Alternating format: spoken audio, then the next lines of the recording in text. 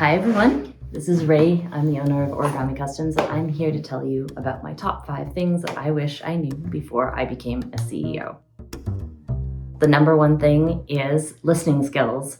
If I wasn't listening to the needs of my community, I would have no idea what types of things I needed to be making, whether it's listening to my staff for feedback or reaching out to the community to see what things are not available in any other retail store. It's really important that we get feedback so that we can create the items that are actually going to be useful for people.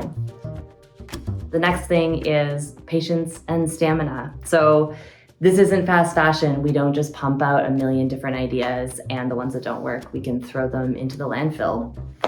Creating slow fashion takes a long time, and it's really part of the process for me to take my time making sure that everything is going to fit every different body, making sure that our heart goes into each type of piece and we know how it's going to look, how it's going to be made.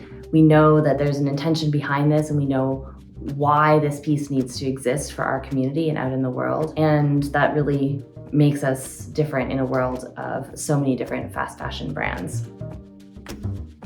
The culture of a company needs to be the same throughout, and hiring people that have the same value set and want to see people in our garments thriving in the same way that I do was integral to this company's growth. People are coming in with all sorts of different skill sets and assets and ideas and different perspectives, and I never could have conceived of so many of the ways of doing things and designs without the help of my staff. And a huge part of that is also valuing the way that people can show up in a workplace. So making accommodations so that people feel valued and supported. When we talk about supporting the trans and queer community at large, it has to start at home.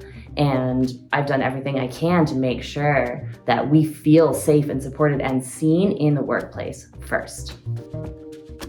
I could have never believed, if you had talked to me 11 years ago, that this company would be in the state that it is now with nearly 10 employees.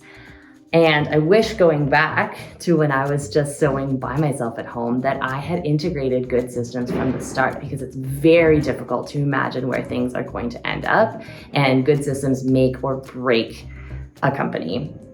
There are so many different systems for efficiency that we could have brought in from the beginning, but of course, you never know when you're going to need to scale very quickly.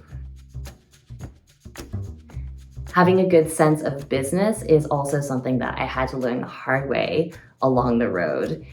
This business, from its conception, was about supporting people who couldn't access gender-affirming garments. And I really just wanted to give away these things for free. And learning to not operate as a charity was a really hard lesson for me. Now I know that in order to help people, we need to stay afloat and we need to be profitable. And so changing my perspective on that was really challenging, but knowing that we can serve more people, the better we do, was one of the biggest lessons. So I've been Rae from Origami Customs. Thank you so much for watching.